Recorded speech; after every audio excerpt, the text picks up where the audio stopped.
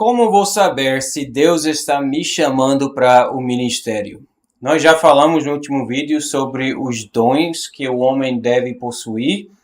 Neste vídeo vai ser um pouco mais divertido. Vamos falar sobre alguns mitos sobre o chamado ao ministério. Ideias que prevalecem na igreja que não têm base bíblica. Por exemplo, primeiro mito, que diz o seguinte: se possível, não entre no ministério. Assim você vai saber se Deus realmente está o chamando. A ideia é que é bom resistir ao máximo possível e se for realmente a vontade de Deus, Deus vai superar toda a resistência e você vai acabar no ministério. Você não encontra essa ideia na Bíblia. Pelo contrário, você encontra Moisés resistindo o chamado e sendo repreendido por isso. Era um pecado, ele não deveria ter resistido quando Deus o chamou. E a providência é um guia muito infalível. A ideia é que você, encontrando resistência, sempre vai superar a resistência? Nem sempre. Sim, é possível. Algumas circunstâncias podem realmente prevenir que a pessoa entre no ministério. Podem ser realmente indicações de Deus. Não é o ofício a que ele está sendo chamado. Não é o caminho de Deus, a vontade de Deus. Pode ter certas deficiências em seus dons, em sua personalidade. Pode ter circunstâncias da sua família que realmente impossibilitam o ministério. Então isso acontece. Mas nem sempre é tão fácil. As portas se abrindo não provam que algo seja a vontade de Deus. Nem as portas fechando naquele momento, ou pelo menos dificultando, é uma prova de que não seja a vontade de Deus. Dificuldades e provações não provam que algo não seja a vontade de Deus. Veja como o apóstolo Paulo, sofreu tantas dificuldades no seu ministério, mas ele estava chamado, ele foi chamado. Outros pastores famosos sofreram de depressão. Spurgeon sofreu de depressão, questões de saúde, oposição da sua igreja local, dificuldades no seminário. Depois que saiu do seminário, demorou anos para receber o chamado. Pastores famosos na história passaram por todas essas provações. Não eram indicações que não foi a vontade de Deus. Às vezes, realmente, as dificuldades podem mostrar que estamos, para usar uma expressão em inglesa, estamos latindo na árvore errada. O bicho, você é o cão, o bicho está na outra árvore. Você está buscando a carreira errada.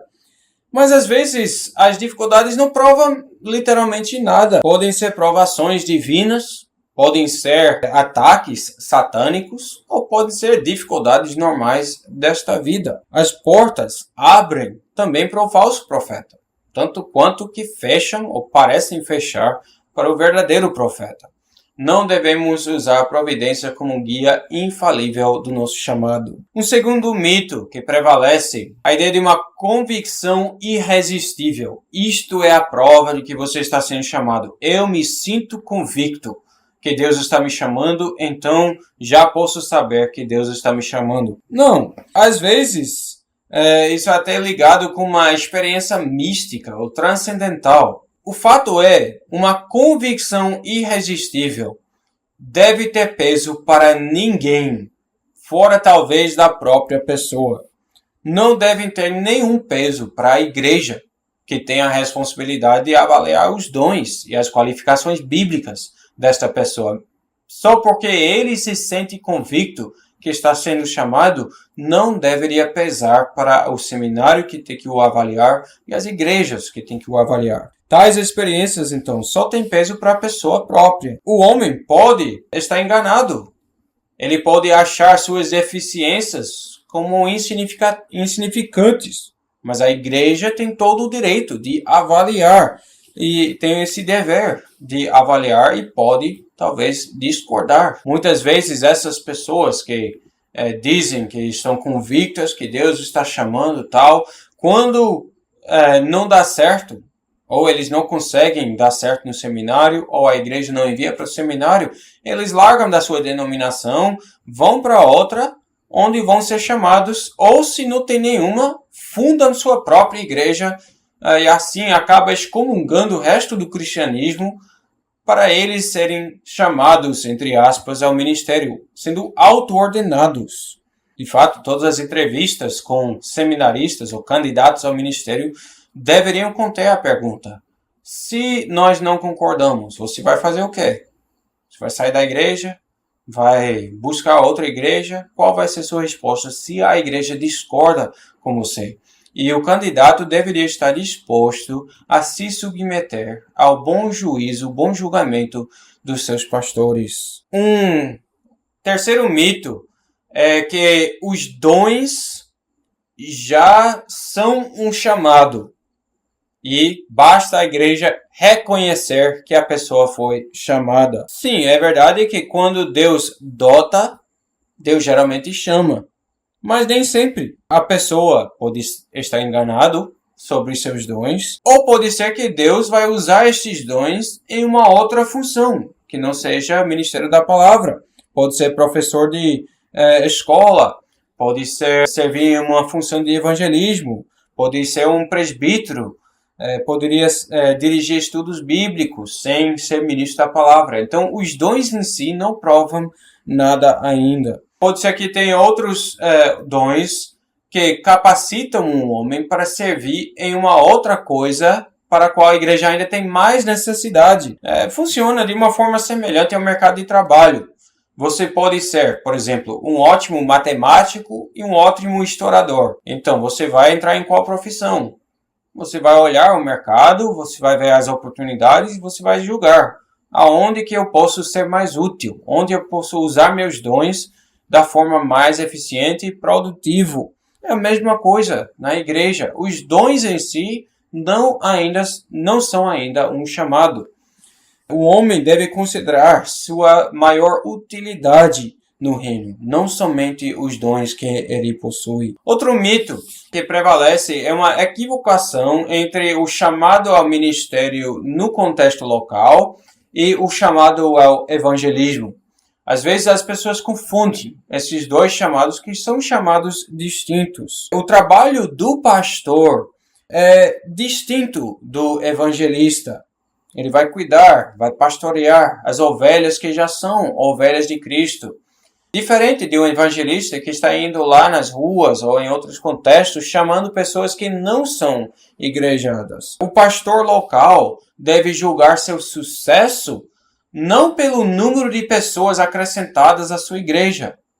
Ele deve julgar seu sucesso, seu desempenho, pelo crescimento espiritual das ovelhas que são membros da igreja. Então, tratando esses mitos, podemos perguntar então de que consiste mesmo o verdadeiro chamado.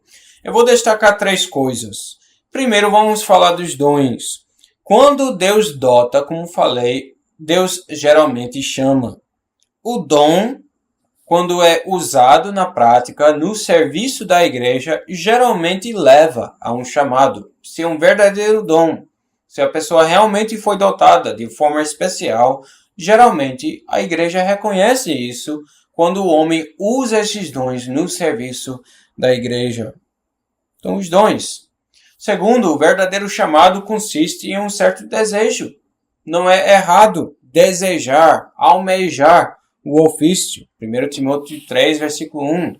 Aquele que almeja o ofício, almeja algo boa, uma excelente obra. Dito isso, só algumas ressalvas sobre o desejo. A falta de desejo não é por si também decisivo. Podemos mencionar exemplos como João Calvino, que não queria ser pastor de Genebra. Levou até ameaças de maldições por Guilherme Farel antes de ele aceitar o chamado. O John Knox teve uma experiência semelhante também antes de servir como pastor na Escócia. Como já falamos, o próprio Moisés. Então, falta de desejo não necessariamente indica que você não está sendo chamado. A presença de desejo também não é infalível. Tiago diz em Tiago 3, verso 1, meus irmãos, não vos torneis muito de vós, mestres, sabendo que havemos de receber maior juízo. Refreia um pouco o desejo de alguns de serem considerados mestres. O desejo tem que ser realista, tem que ser sóbrio. Às vezes as pessoas têm uma visão romântica sobre o ministério, sobre o ofício. Às vezes as pessoas pensam que já têm os dons e podem pular o seminário, não precisa de seminário, só os outros que precisam. Tem um desejo, mas não é um desejo realista. Tem que realmente contar o custo. Porque no ministério, servindo de pastor, você vai enfrentar o verdadeiro custo. Um custo emocional, pessoal, às vezes financeiro, custo do seu orgulho, leva a humildade, você vai levar muitas feridas e você vai perceber naquele momento o que você realmente se inscreveu para fazer. E a terceira parte do chamado é o chamado próprio, o chamado em si, que é um aspecto muitas vezes negligenciado ou subestimado em relação a todas as coisas interiores, o sentimento, o desejo, os dons. Tem o fato objetivo também de que uma igreja está chamando você. Em última análise, um homem é chamado somente quando a igreja o elege e ordena ao ofício. Então, ele realmente está sendo chamado. A igreja tem o dever e direito de julgar os dons e as qualificações. Podem perguntar, é um neófito? É um novato na fé? Será que ele atende às qualificações bíblicas? Ele é um exemplo de piedade? Ele governa bem a sua família? Ele tem um temperamento tranquilo? Ele vai aguentar o estresse? A igreja tem esse direito e dever de fazer essas perguntas até para o bem das ovelhas. Se o pastor, o homem, não se julgou bem, depois que ele entra no ministério, ele sofre e a igreja também sofre. As ovelhas têm o direito de querer esperar liderança, força, sabedoria dos seus pastores. Mas podemos confiar que quando os dons estão presentes e estão sendo exercitados e é de fato a vontade de Deus, então a igreja também vai chamar. A igreja vai chamar aqueles que são dotados e estão usando seus dons em humilde serviço à igreja. Nós entendemos que o seminário também tem uma função muito importante neste processo. Tem a função tanto de treinar, equipar o homem, quanto de filtrar os homens que estão querendo entrar no ofício. É um caminho, e deve ser um caminho duro e pesado. Não é para os fracos ou os preguiçosos. Os seminários não deveriam baixar seus padrões. Devem ser muito exigentes. Um seminário rigoroso não está provando apenas os dons intelectuais do candidato, a sua capacidade intelectual, mas também sua diligência, sua persistência. São questões de caráter, sua honestidade também, debaixo de pressão. Ele vai recorrer a plágio, atalhos ilegítimos, ou ele vai ser honesto no seu trabalho. É isto que o seminário prova. E também fornece uma boa oportunidade para os professores, os pastores e a igreja, a confederação, realmente conhecer quem é este homem. A igreja deve usar o seminário desta forma. Obrigado por nos acompanhar e no próximo vídeo vamos tratar mais assuntos em relação ao ministério e o chamado ao ministério.